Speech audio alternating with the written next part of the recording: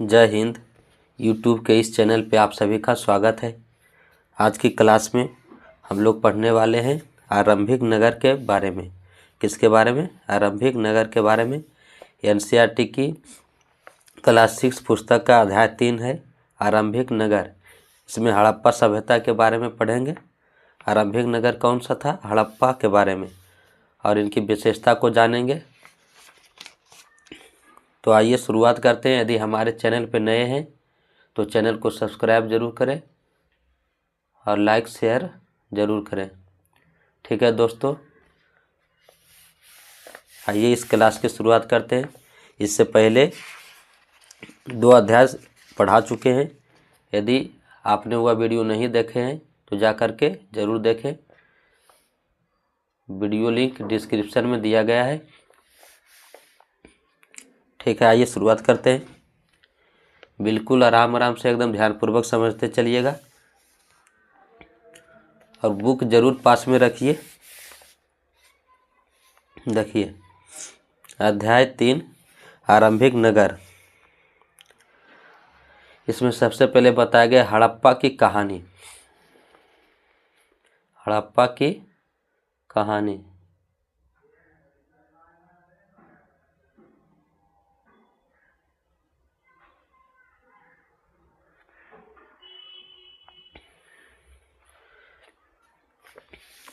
अक्सर पुरानी इमारत अपनी कहानी बताती है।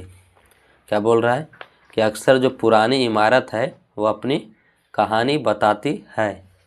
लगभग 150 साल पहले जब पंजाब में पहली बार रेलवे लाइनें बिछाई जा रही थी। कितने साल पहले? 150 साल पहले जब पहली बार पंजाब में रेलवे लाइनें बिछाई जा रही थी तो इस काम में जुटे इंजीनियरों को अचानक हड़प्पा पुरास्थल मिला। यानी जो रेलवे लाइन बिछाई जा रही थी, इस काम में जुड़े जो इंजीनियर थे उनको अचानक हड़प्पा पुरास्थल मिला जो आधुनिक पाकिस्तान में है। तो हड़प्पा कहाँ है? आधुनिक पाकिस्तान में। हड़प्पा कहाँ है? आधुनिक पाकिस्तान में है। उन्होंने सोचा कि यह एक ऐसा खंडहर है जहाँ से अच्छी ईंटें मिलेगी। यानी वो जो रेलवे लाइन बिछाई जा रही थी उसमें ईंटें उखाड़ते चले गए। उन्होंने सोचा कि ऐसा खंडहर है जहाँ से अच्छी ईंटें मिलेगी, और सोच कर ये हड़प्पा के खंडहरों से हजारों ईंटें उखाड़ ले गए, जिससे उन्होंने रेलवे लाइनें बिछाई।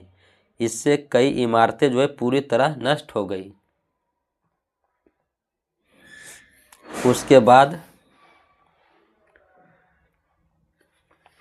उसके बाद लगभग 80 साल पहले पुरातत्वविदों ने इस स्थल को ढूंढा और तब पता चला कि यह खंडहर उपमहाद्वीप के पुराने शहरों में से एक है। यानी 80 साल पहले पता चला कि यह जो खंडहर है एक खंडहर ही नहीं है, ये उपमहाद्वीप के जो सबसे पुराने शहरों में से एक है। सबसे पुराने शहरों में से एक है। चूँकि इस नगर की खोज सबसे पहले हुई। किस नगर की खोज? हड़प्पा। यानी हड़प्पा की खोज जो है सबसे पहले हुई। इस नगर की खोज जो है सबसे पहले हुई, इसलिए बाद में मिलने वाले इस तरह के सभी पुरास्थलों में जो इमारतें और चीज़ें मिली उन्हें हड़प्पा सभ्यता की इमारतें कहा गया। उन्हें क्या बोला गया? हड़प्पा सभ्यता की इमारतें कहा गया। इन शहरों का निर्माण लगभग 4700 साल पहले हुआ था। यानी पुरातत्वविदों ने अनुमान लगाया। क्या अनुमान लगाया? कि ये जो शहर है इनका निर्माण कितना साल पहले हुआ था? तो 4700 साल पहले।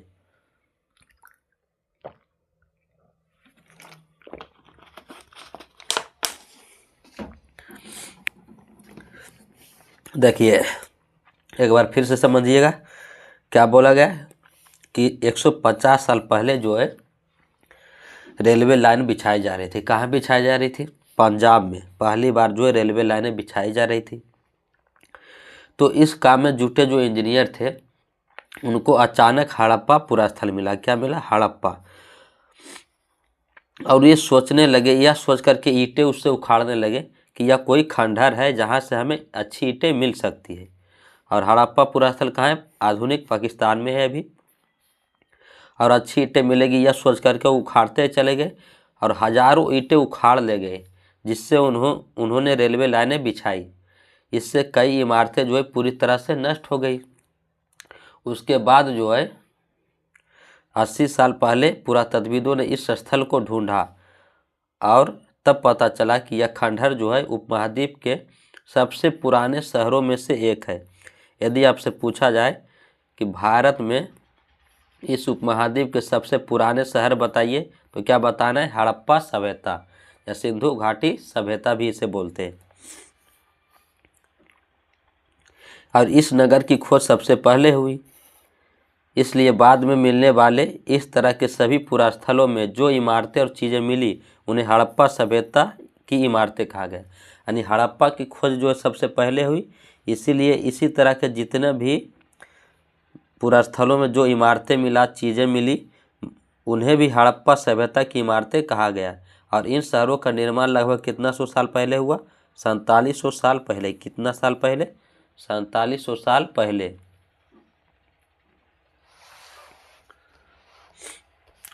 आइए अब जानते हैं इन नगरों की विशेषता क्या थी। नगरों की विशेषता,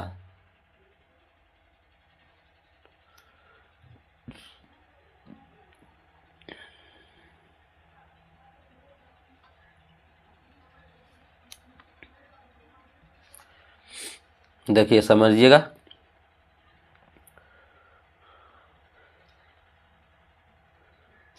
इन नगरों की विशेषता क्या थी? इन नगरों में से कई को 2 या उससे ज़्यादा हिस्सों में विभाजित किया गया था। यानी यह जो नगर था सिंधु घाटी सभ्यता या जिसे बोलते हैं हड़प्पा सभ्यता, इन्हें 2 या उससे ज़्यादा हिस्सों में विभाजित किया गया था। यानी शहर जो बटा हुआ था कितने हिस्सों में? 2 हिस्सों या उससे ज़्यादा हिस्सों में इन्हें विभाजित किया गया था। प्रायः पश्चिमी भाग जो था छोटा था लेकिन ऊंचाई पर बना था, और पूर्वी हिस्सा जो था बड़ा था लेकिन यह निचले इलाके में था। यानी जो ऊंचाई पर बना था उसे बोला गया पश्चिमी भाग। पश्चिमी भाग छोटा था लेकिन ऊंचाई पर बना था, और पूर्वी हिस्सा जो था बड़ा था, और यह जो था निचले इलाके में बना था। ऊंचाई वाले भाग को पुरातत्वविदों ने नगर दुर्ग कहा। क्या बोला? नगर दुर्ग। ऊंचाई वाले इलाके को पुरातत्वविद ने क्या बोला? क्या नाम दिया? नगर दुर्ग। और निचले हिस्से को निचला नगर। निचले हिस्से को क्या बोला गया? निचला नगर कहा है। दोनों हिस्सों की 4 दीवारियां पक्की ईंटों की बनाई जाती थी। यानी दोनों हिस्सों जो था नगर दुर्ग और निचला नगर, इनकी जो 4 दीवारियां थी, यानी चारों पट्टी चारों ओर दीवारियां जो थी पक्की ईंटों की बनी थी। किसकी थी? पक्की ईंटों की बनाई जाती थी। इसकी ईंटें इतनी अच्छी पकी थी कि हजारों सालों बाद आज तक उनकी दीवारें खड़ी रही। यानी ईंट जो है इतना अच्छा पका हुआ होता था कि हजारों साल के बाद भी अभी तक उनकी दीवारें खड़ी रही। दीवार बनाने के लिए ईंटों की चिनाई इस तरह करते थे जिससे कि दीवारें खूब मजबूत रहे।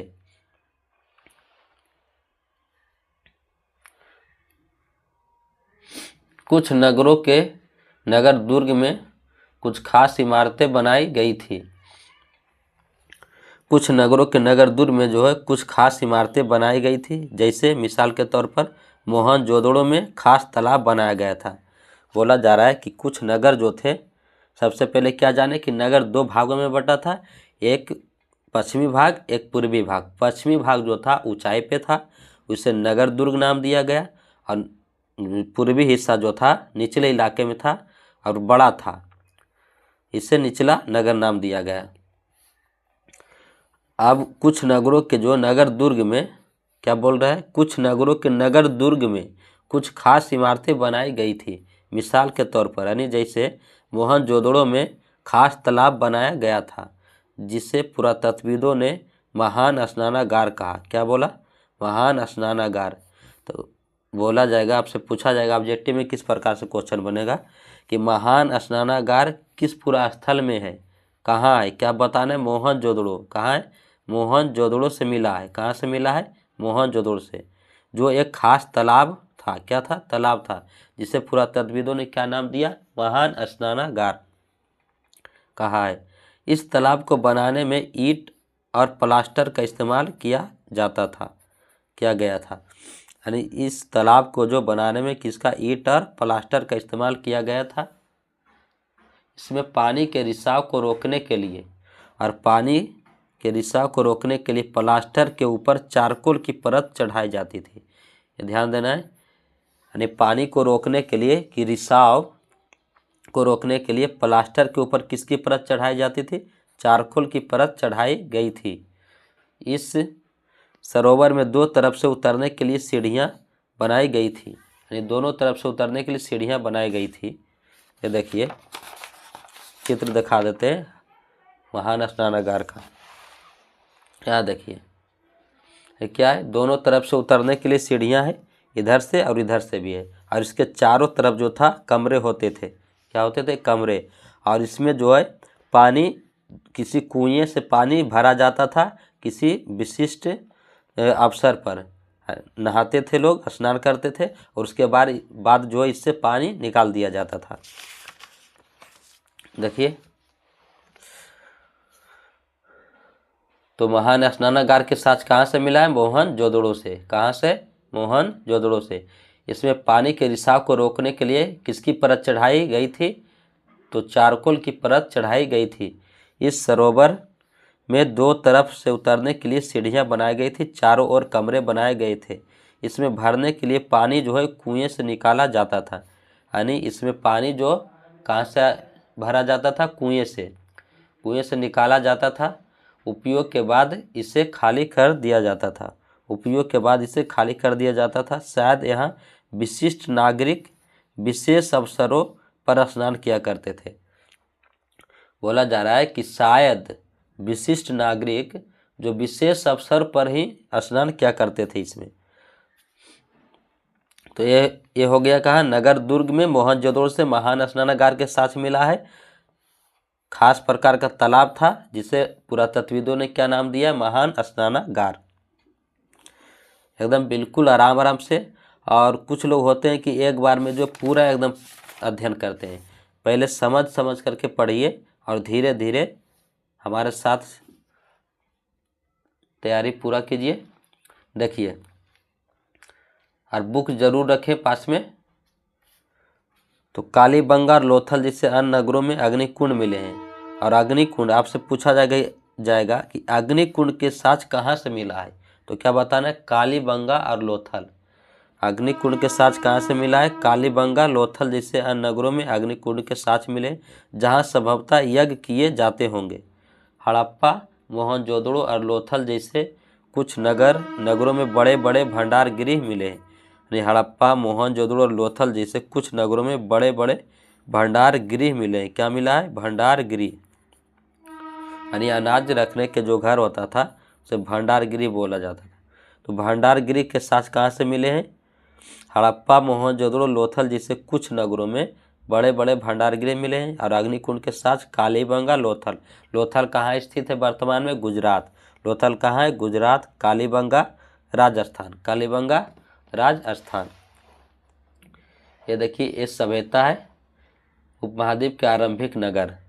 देखिए सिंधु, मोहनजोदड़ो यहाँ पे, मोहनजोदड़ो, और हड़प्पा यहाँ। तो हड़प्पा किस नदी के किनारे, रावी नदी के किनारे। और मोहनजोदड़ो किस नदी के किनारे, सिंधु नदी के किनारे। मोहनजोदड़ो कौन सी नदी के किनारे है, सिंधु नदी के किनारे। और हड़प्पा रावी नदी के किनारे। यहाँ देखिए धौलावीरा गुजरात में है, लोथल गुजरात में। यह जो था यहाँ से बंदरगाह के साथ मिला है, लोथल से बंदरगाह के साथ। तो अग्निकुंड कालीबंगा से अग्निकुंड के साथ, यहाँ पे कालीबंगा। ये देखिए कालीबंगा कहाँ स्थित है, राजस्थान में। कालीबंगा कहाँ है, राजस्थान में। और मोहनजोदड़ो और हड़प्पा ये दोनों कहाँ है, पाकिस्तान में। तो आइए आगे बढ़ते हैं। तो नगरों की विशेषता क्या थी, यहाँ तक आशा करते हैं समझ में आ गया होगा। क्या बोले, एक बार फिर से समझिए जल्दी से कि नगर जो थे दो या उससे ज़्यादा भागों में विभाजित होता था। पश्चिमी भाग जो होता था छोटा लेकिन ऊंचाई पर बना होता था, और पूर्वी हिस्सा जो होता था बड़ा लेकिन निचले इलाके में बना होता था। ऊंचाई वाले भाग को पुरातत्वविदों ने नगर दुर्ग कहा, और निचले हिस्से को निचला नगर नाम दिया। और दोनों हिस्सों की जो चार दीवारियाँ होती थी पक्की ईंटों की बनाई जाती थी। और ईंटें जो होती थी इतनी अच्छी पक्की होती थी कि हजारों साल के बाद भी आज तक इनकी दीवारें खड़ी रही।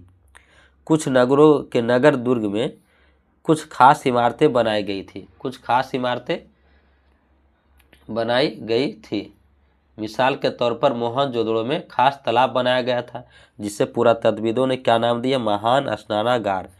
यहाँ से ये जरूर याद रखिएगा, महान स्नानागार जो है कहाँ से मिला है, मोहनजोदड़ो से। इस तालाब को बनाने में ईंट और प्लास्टर का इस्तेमाल किया गया था और इसमें पानी के रिसाव को रोकने के लिए प्लास्टर के ऊपर चारकोल की परत चढ़ाई गई थी। इस सरोवर में दो तरफ से उतरने के लिए सीढ़ियां बनाई गई थी और चारों ओर कमरे बनाए गए थे। इसमें भरने के लिए कहाँ से पानी भरा जाता था, कुआं से।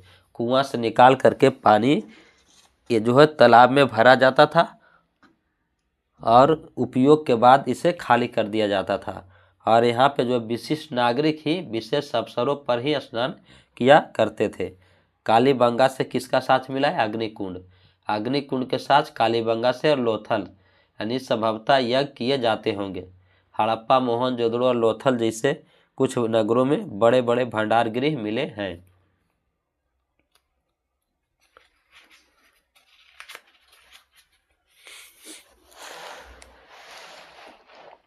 ये नगर आधुनिक पाकिस्तान के पंजाब और सिंध प्रांतों, भारत के कहाँ कहाँ है, सिंधु घाटी के नगर जो है कहाँ कहाँ स्थित है, आधुनिक पाकिस्तान के पंजाब और सिंध प्रांत में है।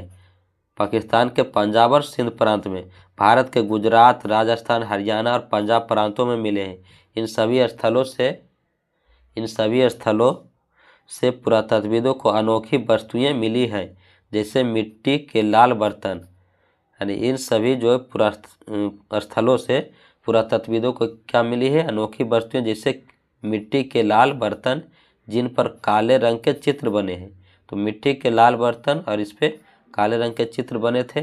पत्थर के बाट, और क्या मिला है, पत्थर के बाट यानी बटखारा, माप तौल की जानकारी मिलती है। मुहरे मिला है, मनके, तांबे के उपकरण और पत्थर के लंबे ब्लेड आदि, इन सब जो है मिला है।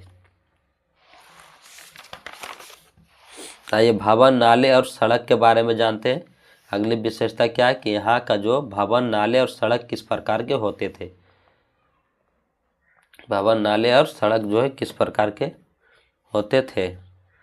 तो भवन जो इन नगरों के घर जो है आमतौर पर 1 या 2 मंजिले होते थे। कैसे होते थे, 1 या 2 मंजिल होते थे। घर के आंगन के चारों ओर कमरे होते थे। घर में, हर एक घर में लगभग एक आंगन होता था और आंगन के जो है चारों ओर कमरे बनाए जाते थे। अधिकांश घरों में एक अलग स्नान घर होता था और कुछ घरों में कुएं भी होते थे। पहले देखिए, अभी से इसकी तुलना करते हैं तो अभी भी घर 1-2 मंजिल या बिल्डिंग का बिल्डिंग बहुत ऊंचा ऊंचा है, लेकिन उस समय जो 1 या 2 मंजिल ही होते थे आमतौर पर। और घर में आंगन अभी भी है और उस समय भी आंगन था और उसके चारों ओर कमरे बनाए जाते थे। और हर एक घर में एक स्नान घर होता है, नहाने वाला रूम, तो अभी भी है वो। और कुएं भी होते थे। तो उस समय जो है इतना टेक्नोलॉजी विकसित नहीं था कि अंदर से जो है पानी निकाल सके हैंडपंप के द्वारा।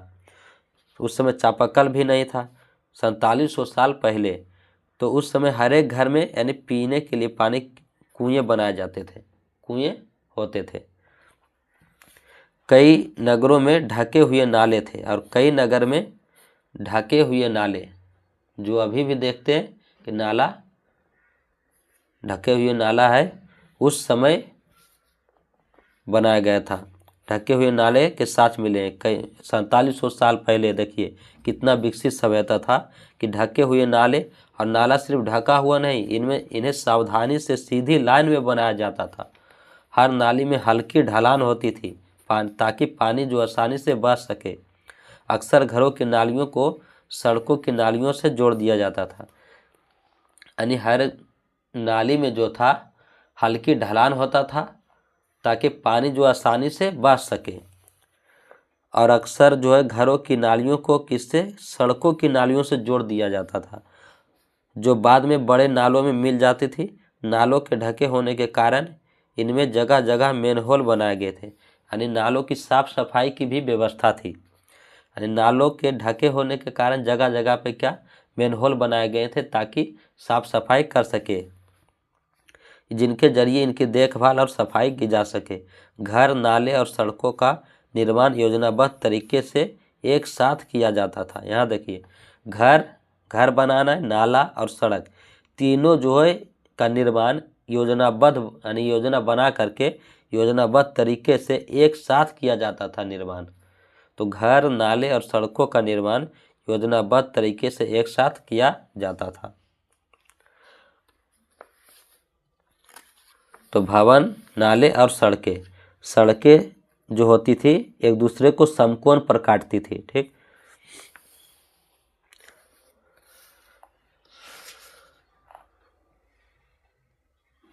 अब आगे बढ़ते हैं। नगरीय जीवन, यानी यहाँ का जो जीवन कैसा था।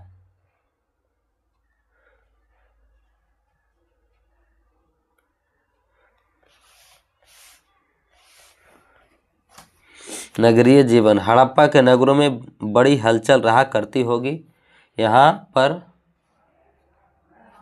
ऐसे लोग रहते होंगे जो नगर की खास इमारतें बनाने की योजना में जुटे रहते थे। यानी नगर में जो है इनका जीवन किस प्रकार का था, तो नगर के खास इमारतें बनाने की योजना में जुटे रहते थे यहाँ के लोग। संभवतः यहाँ के शासक थे, यानी शासक का काम क्या होता था, नगर की जो खास इमारतें बनाने की योजना, यानी योजना बनाने का काम शासक वर्ग के लोग करते थे। नगर की खास इमारतें बनाने की योजना में जुटे रहते थे। ये संभवतः यहाँ के शासक थे। यह भी संभव है कि ये शासक लोगों को भेजकर दूर दूर से धातु, बहुमूल्य पत्थर और अन्य उपयोगी चीज़ें मंगवाते थे। यानी शासक जो क्या करते थे, लोगों को दूर दूर तक से धातु, बहुमूल्य पत्थर और अन्य उपयोगी चीज़ें मंगवाते थे।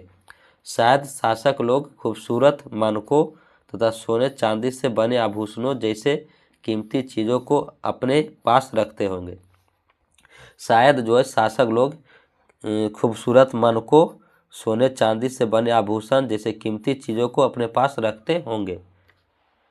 इन नगरों में लिपिक भी होते थे, यानी शासक और दूसरा लिपिक। लिपिक क्या काम करते थे, जो मोहरों पर तो लिखते ही थे, लिपिक मोहरों पर लिखते थे, उसे लिपिक बोला गया है, और शायद अन्य चीज़ों पर भी लिखते होंगे। यानी अनुमान लगाया जा रहा है कि लिपिक जो मुहर पे लिखते थे और शायद अन्य चीज़ों पे भी लिखते होंगे जो बच नहीं पाई है। इसके अलावा नगरों में शिल्पकार, स्त्री पुरुष भी रहते थे। जो शिल्पकार यानी बर्तन बनाने वाले लोग, जो बर्तन बनाते हैं उन्हें क्या बोलते हैं, शिल्पकार। शिल्पकार स्त्री पुरुष भी रहते थे जो अपने घरों या किसी उद्योग स्थल पर तरह तरह की चीज़ें बनाते होंगे। लंबी यात्राएं भी करते थे और वहां से उपयोगी वस्तुएं लाते थे, और साथ ही लाते थे सुदूर देशों की किस्से, कहानियाँ। मिट्टी से बने कई खिलौने भी मिले हैं जिनसे बच्चे खेलते होंगे। तो नगरीय जीवन कैसा था, तो नगरीय जीवन जो था बड़ी हलचल रहा करती थी यहाँ के नगरों में। यहाँ पर ऐसे लोग रहते होंगे जो नगर की खास इमारतें बनाने की योजना में जुटे रहते थे, जो संभवतः क्या थे, यहाँ के शासक थे। और शासक जो है लोगों को दूर दूर तक भेज करके धातु और बहुमूल्य चीज, पत्थर, अन्य उपयोगी चीज़ें मंगवाते थे। शासक जो लोग खूबसूरत मन को सोने चांदी से बने आभूषण जैसी कीमती चीज़ों को जो है अपने पास रखते होंगे। इन नगरों में लिपिक भी रहते थे, जो इनका काम क्या होता था, मुहरों पे लिखना, यानी मुहर पे लिखते थे और साथ ही अन्य चीज़ों पे लिखते होंगे। और इसके अलावा नगरों में शिल्पकार भी रहते थे, स्त्री पुरुष भी रहते थे। शिल्पकार स्त्री पुरुष भी रहते थे जो क्या काम करते थे, घरों या किसी उद्योग स्थल पर तरह तरह की चीज़ें बनाते थे। क्या करते थे, तरह तरह की चीज़ें बनाते थे उद्योग स्थल पे। लोग जो है लंबी यात्राएं भी करते थे और वहाँ से उपयोगी वस्तुएं लाते थे और साथ ही लाते थे सुदूर देशों की किस्से कहानियाँ। मिट्टी से बने कई खिलौने भी मिले हैं जिनसे बच्चे खेलते होंगे। तो आज की क्लास यहीं तक रखते हैं। आशा करते हैं कि आपको समझ में आया होगा। देखिए आज की क्लास में क्या पढ़े, जल्दी से थोड़ा सा रिवीजन करा देते हैं, क्विक रिवीजन। देखिए सबसे पहले जाने हड़प्पा की कहानी। यानी 150 साल पहले जो है जब पंजाब में रेलवे लाइनें बिछाई जा रही थी, ध्यानपूर्वक सुनिएगा। हड़प्पा की कहानी में 150 साल पहले जो है पंजाब में रेलवे लाइन बिछाई जा रही थी, तो वहाँ के जो इंजीनियर थे उनको अचानक हड़प्पा पुरास्थल मिला। और हड़प्पा पुरास्थल जो मिला वो कहाँ है, आधुनिक पाकिस्तान में। और उन्होंने सोचा कि यह एक ऐसा खंडहर है जहाँ से अच्छी ईंटें मिलेगी। यह सोच करके ये हड़प्पा के खंडहरों से हजारों ईंटें उखाड़ ले गए, जिससे उन्होंने रेलवे लाइनें बिछाई। इससे कई इमारतें पूरी तरह क्या हुआ, नष्ट हो गया। उसके बाद जब 80 साल पहले पुरातत्वविदों ने इस स्थल को ढूंढा और तब पता चला कि यह खंडहर जो उपमहाद्वीप के सबसे पुराने शहरों में से क्या है, एक है। चूंकि इस नगर की खोज सबसे पहले हुई थी, किस नगर की खोज, हड़प्पा की, इसलिए बाद में जितनी भी चीज़ें मिली, इमारतें और अन्य चीज़ें, उन सब को क्या बोला गया, हड़प्पा सभ्यता की इमारतें कहा गया। इन शहरों का निर्माण लगभग 4700 साल पहले हुआ था। उसके बाद हम लोगों ने क्या अध्ययन किया कि नगरों की विशेषता क्या थी। तो नगर जो थे 2 या उससे अधिक भागों में विभाजित था। 2 भाग में नगर विभाजित था या उससे अधिक। तो पश्चिमी भाग जो होता था छोटा होता था लेकिन ऊंचाई पे बना था, और पूर्वी हिस्सा जो था बड़ा था लेकिन यह निचले इलाके में था। ऊंचाई वाले इलाकों को पुरातत्वविदों ने क्या नाम दिया, नगर दुर्ग, और निचले हिस्से को निचला नगर। दोनों हिस्सों की 4 दीवारियां पक्की ईंटों की बनाई जाती थी और इतनी पक्की थी कि हजारों साल तक जो है मजबूत रहे, खड़े रहे। और कुछ नगरों के नगर दुर्ग में जो थी खास इमारतें बनाई गई थी। जैसे देखा जाए मोहनजोदड़ो में एक खास तालाब बनाया गया था जिसे पुरातत्वविद ने क्या नाम दिया है, महान स्नानागार। और इस तालाब में ईंट और प्लास्टर का इस्तेमाल किया गया बनाने में। तालाब को बनाने में किसका इस्तेमाल किया गया है, ईंट और प्लास्टर का। और इसमें पानी के रिसाव को रोकने के लिए प्लास्टर के ऊपर किसकी परत चढ़ाई जाती थी, चारकोल की। किसकी परत, चारकोल की परत चढ़ाई जाती थी। इस सरोवर में 2 तरफ से उतरने के लिए सीढ़ियां थी बनाई गई थी और चारों ओर कमरे बनाए गए थे। और इस तालाब में पानी जो है कुओं से भरा जाता था, उपयोग के बाद इसे खाली कर दिया जाता था। शायद यहाँ विशिष्ट नागरिक विशेष अवसर पर स्नान किया करते थे। कालीबंगा से किसका साक्ष्य मिला है, अग्निकुंड के साक्ष्य मिला है। लोथल से भी अग्निकुंड, लोथल से बंदरगाह के भी साक्ष्य मिला है। और हड़प्पा, मोहनजोदड़ो, लोथल जैसे कुछ नगरों में बड़े बड़े भंडार गृह मिले हैं। भवन, नाले और सड़कें जो किस प्रकार के होते थे, तो भवन जो होता था 1 या 2 मंजिले होते थे। भवन कैसा था, 1 या 2 मंजिल होते थे। घर के आंगन में, हर एक घर में एक आंगन होता था और आंगन के जो चारों ओर कमरे बनाए जाते थे। अधिकांश घरों में एक अलग से स्नान घर होता था और कुछ घरों में कुएं भी होते थे। कई नगरों में ढके हुए नाले थे और हर नाली में हल्की ढलान होती थी ताकि पानी जो आसानी से बह सके। और घरों की नालियों को सड़क की नालियों से जोड़ दिया जाता था जो बाद में बड़े नालों में मिल जाती थी। नालों के ढके होने के कारण जो है इसमें जगह जगह पे मेनहोल बनाया गया था जिनके जरिए इसकी देखभाल और सफाई की जा सके। घर, नाले और सड़कों का निर्माण जो है एक योजनाबद्ध तरीके से एक साथ किया जाता था। उसके बाद नगरीय जीवन है। हड़प्पा के नगरों में क्या था, बड़ी हलचल थी। यहाँ के जो शासक थे वो नगर की खास इमारतें बनाने की योजना में जुटे रहते थे।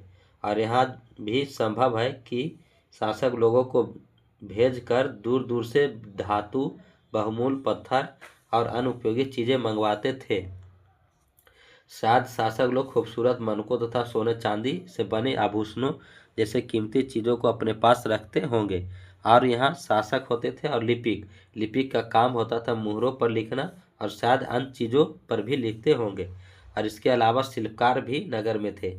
शिल्पकार जो स्त्री पुरुष भी रहते थे, जो अपने घरों के या किसी उद्योग स्थल पर तरह तरह की चीज़ें बनाते थे, उन्हें क्या बोला गया? शिल्पकार। जो लंबी यात्राएं भी करते थे और वहां से उपयोगी वस्तुएं लाते थे। साथ ही लाते थे सुदूर देशों की किस्से कहानियां। मिट्टी से बने कई खिलौने मिले हैं जिनसे बच्चे खेलते होंगे।